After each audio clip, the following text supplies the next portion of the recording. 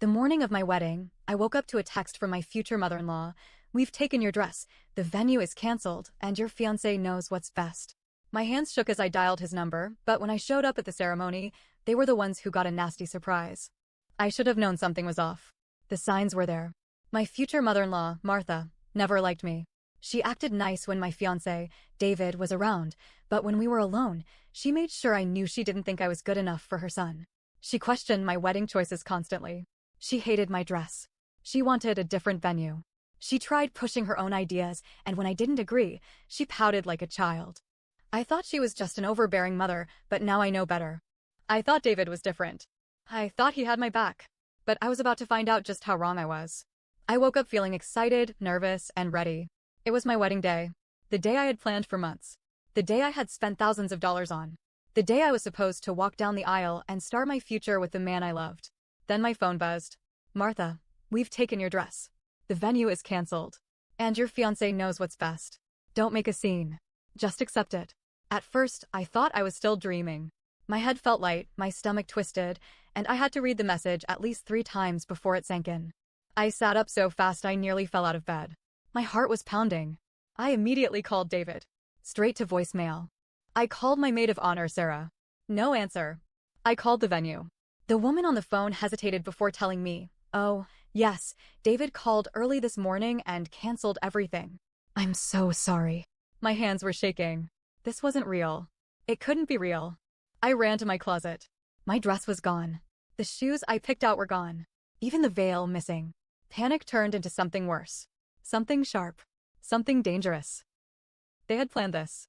They had waited until the last possible moment to pull the rug out from under me, thinking I'd be too devastated to fight back. They were wrong. I threw on the first clothes I could find and grabbed my keys. If my dress was gone, someone had to have taken it. My first thought was to drive to David's house, but something told me not to waste my time. Instead, I drove straight to Martha's. The moment she opened the door, I saw it in her eyes. Smug satisfaction. She didn't even pretend to be surprised to see me. She just sighed and leaned against the doorway like I was an inconvenience. "You need to calm down," she said. Calm down. Calm down. I was standing there in sweatpants on the morning of my wedding, and this woman, this witch, was telling me to calm down? "Where's my dress?" I demanded. Martha didn't even blink. "It's gone. And you won't need it anyway. The wedding is off." I felt my pulse in my ears. "You don't have the power to cancel my wedding." That smug smirk. I wanted to slap it off her face. David made the call. He's doing what's best. I took a deep breath. Where is he? Busy. I don't know how I didn't scream. I don't know how I didn't break something. But I knew one thing, I wasn't going to get anything from her. So I left. But I wasn't done. Not even close. If Martha had pulled something like this, there was no way she had just canceled the wedding. She had done something worse. I had a horrible feeling in my gut and I needed answers. So I drove to the venue. And that's when I saw it. Cars were pulling into the parking lot. Guests were arriving. The venue was decorated exactly as I had planned. Because the wedding wasn't canceled. It just wasn't my wedding anymore. I got out of my car and walked toward the entrance. Nobody stopped me. People I knew, people who had been invited to my wedding, smiled at me as I passed, completely unaware. I made it to the doors and stepped inside. And there she was. Rachel. In a wedding dress. My wedding dress. My vision blurred with rage. My whole body went cold. Rachel had been my friend. She had always been close with David. I had ignored the little comments, the playful touches, the way she looked at him when she thought I wasn't paying attention. I had been so stupid, and now she was standing at the altar. With my fiancé. In my dress. At my wedding. Like I never even existed. The betrayal was suffocating. It choked me, crushed my chest, made me feel like I was sinking into the floor. David stood there, looking calm. Relaxed. Like this wasn't the most disgusting, humiliating, psychotic thing he had ever done. And that's when it all clicked. This wasn't last minute. This wasn't impulsive. This was planned. David had let me spend months planning this wedding. He let me send out invites. He let me spend thousands of dollars. He let me think I was about to marry the love of my life while, in reality, he was planning to marry someone else. He was going to let me wake up, realize my wedding was canceled, and disappear from his life like I was some random girl he had once dated. They were going to erase me. And they thought I would just accept it. They thought I would just go away. They had no idea who they were dealing with. I stood there, frozen. People were laughing, chatting, taking their seats, completely unaware that this wasn't just a normal wedding, it was a hijacking. Martha was at the front, smiling proudly, probably thinking she had pulled off the perfect crime. Rachel adjusted my veil, glowing like a fake-ass angel. And David? David wasn't nervous. He wasn't guilty. He wasn't looking around for me, wondering where I was. Because he knew. Because he was in on it. Something inside me cracked. I should have cried. I should have broken down. But instead, a strange, calm feeling settled over me. They had taken everything from me. My dress, my venue, my fiancé, my wedding. But I wasn't gone yet. I straightened my shoulders and kept walking. A few people glanced at me, some with confusion, some with recognition. Whispers started. But nobody stopped me. Until I reached the front row. Martha's eyes locked onto mine, and I saw it. For the first time, fear. She stood up quickly, stepping in front of me like she could physically block me from ruining her fantasy. "You need to leave," she hissed, her voice low. I smiled. Actually smiled. "I think I'll stay." The whispers were growing louder. Guests were nudging each other. I saw my cousin, Rebecca, staring at me, eyes wide. I looked toward Sarah, my maid of honor, my best friend, and that's when I noticed something. She looked guilty. Like she knew. My stomach twisted. I had been betrayed by my fiancé. By my fake friend, Rachel. By his psycho mother. But Sarah too? That hurt the most. She opened her mouth to say something, but I wasn't in the mood to hear excuses. I turned back to Martha, who was still trying to act like she had control. "You weren't invited," she said, forcing a smile. I laughed. Loud. "Really? Because last I checked, this was my wedding." David turned then. His face was blank, but there was something in his eyes. A flicker of panic. Rachel, standing beside him, went pale. People were definitely watching now. David stepped forward, his voice calm, practiced. "Let's not do this here." I tilted my head. "Oh, but you wanted to do this here, didn't you?" I gestured around the venue. "Since you planned this whole thing behind my back." Rachel tried to grab David's arm, like she could somehow fix this. "Look, we didn't," she started. I cut her off. "You didn't what, Rachel? Didn't steal my fiancé? Didn't wear my dress? Didn't let me plan my own wedding while you stood in the background, waiting to take my place?" Her mouth opened and closed like a fish. I turned back to David. "How long?" I asked. He didn't answer. "How long have you been planning this?" Still nothing. Rachel fidgeted. "It just happened." I let out a sharp laugh. "It just happened?" "Oh, so you just tripped and fell into my wedding dress? Into my fiancé's bed?" Martha sighed dramatically. "Stop making a scene." I snapped my head toward her. "You planned this, didn't you?" She didn't deny it. I nodded, a cold, detached feeling spreading through me. "You know what, Martha? I was so ready to be the bigger person. To marry your son and tolerate you for the rest of my life." I took a step closer, lowering my voice so only she could hear. "But now? I'm going to destroy you." She flinched. "Good." David finally spoke, his voice too calm. "It's over, okay? Let's just move on." Move on. Move on. I felt something inside me snap. "All right," I said, pulling out my phone. "Then let's tell everyone exactly what's going on." I hit play. Martha's voice blasted through the speakers. "We've taken your dress. The venue is canceled. And your fiancé knows what's best." Gasps. Then, David's voice. "Babe, I'm sorry, but my mom is right. You're just not good enough. Rachel is better suited for me. She'll be a proper wife." Complete. Silence. It was so quiet, I could hear someone drop their champagne glass. Rachel took a step away from David, horrified. Martha's face drained of color. And David? David looked like he was going to throw up. I took a deep breath, letting the moment sink in. Then I leaned in, looking Rachel dead in the eye. "Still want him?" She bolted. Martha turned to David. "You told her that?" David was still frozen, like his brain couldn't process how badly this was going for him. I pulled out another piece of paper. "You know what else I have?" I said, unfolding it slowly. "The bill for the wedding." Martha's head snapped toward me. "What?" "See, David and I signed financial agreements before the wedding. Which means he owes me. For everything." Her mouth fell open. $35,000, I said, reading the number off the paper. "Due immediately." David's face was pure horror. "That's not," I shrugged. "It's in writing. Signed. Legal." Then I smiled. "And if you don't pay?" I leaned in. "Well, you know I love a good public scandal." Martha looked ready to faint. David stammered, You can't." "Oh, I can." I turned to the crowd. "Ladies and gentlemen, enjoy the show. Because it's not over yet." David looked like a cornered rat. Martha's mouth was opening and closing, but no words were coming out. The guests? Stunned. Some people had their phones out, recording everything. Rachel had disappeared, good.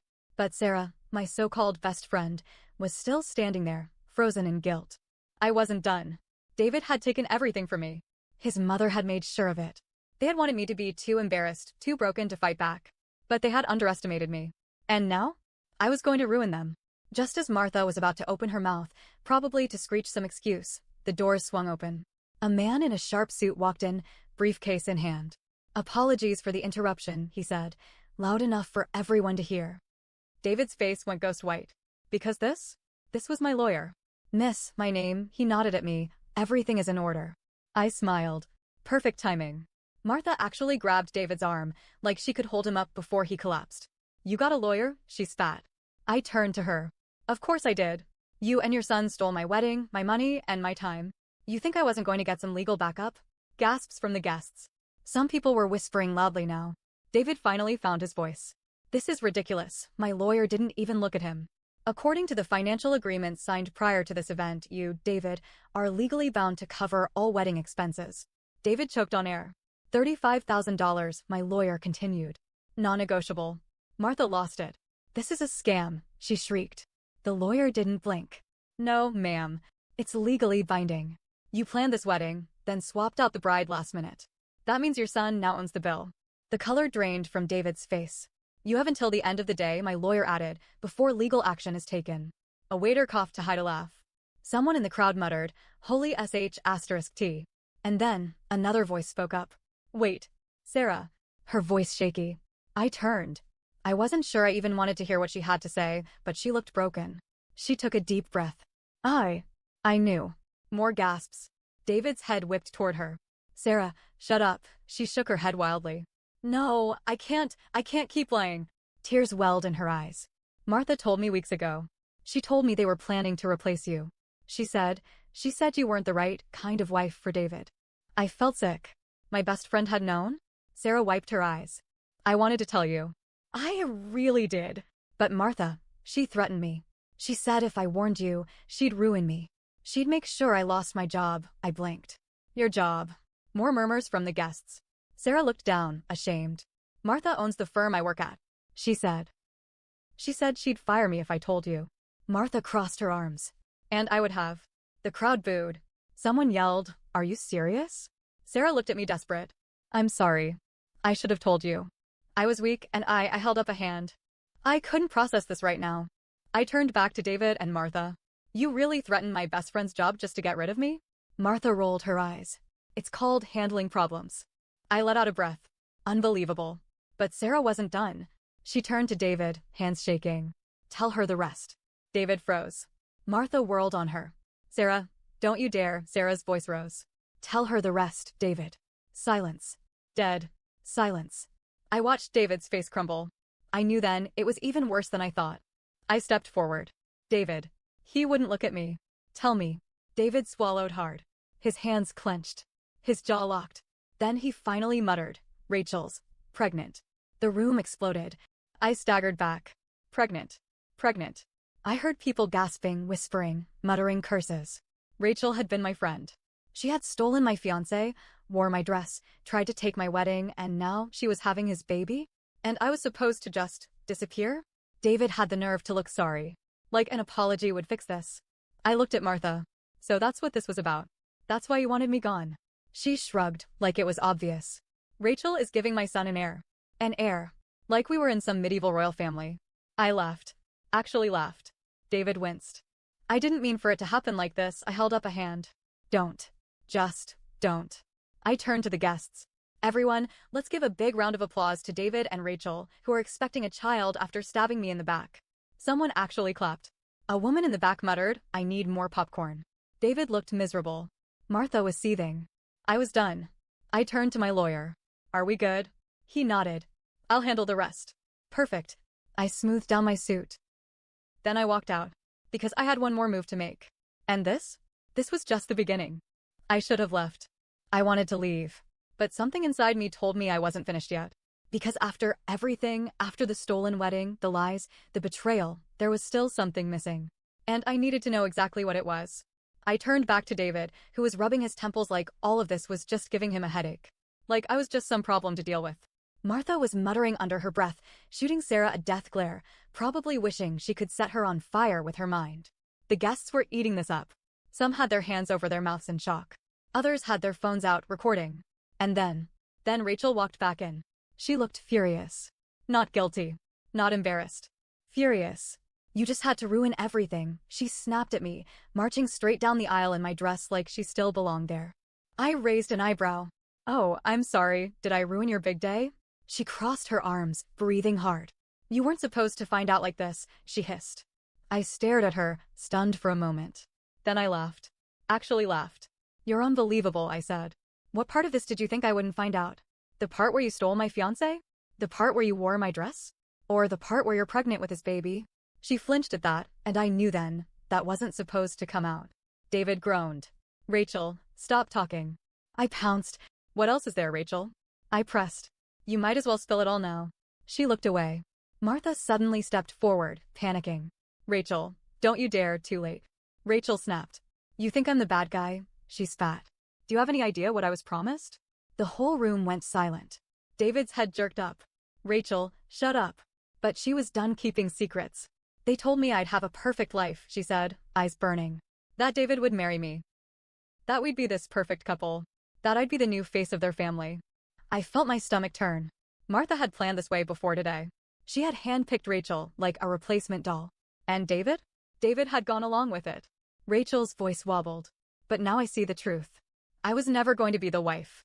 I was just a way to get rid of you. And once the baby is here.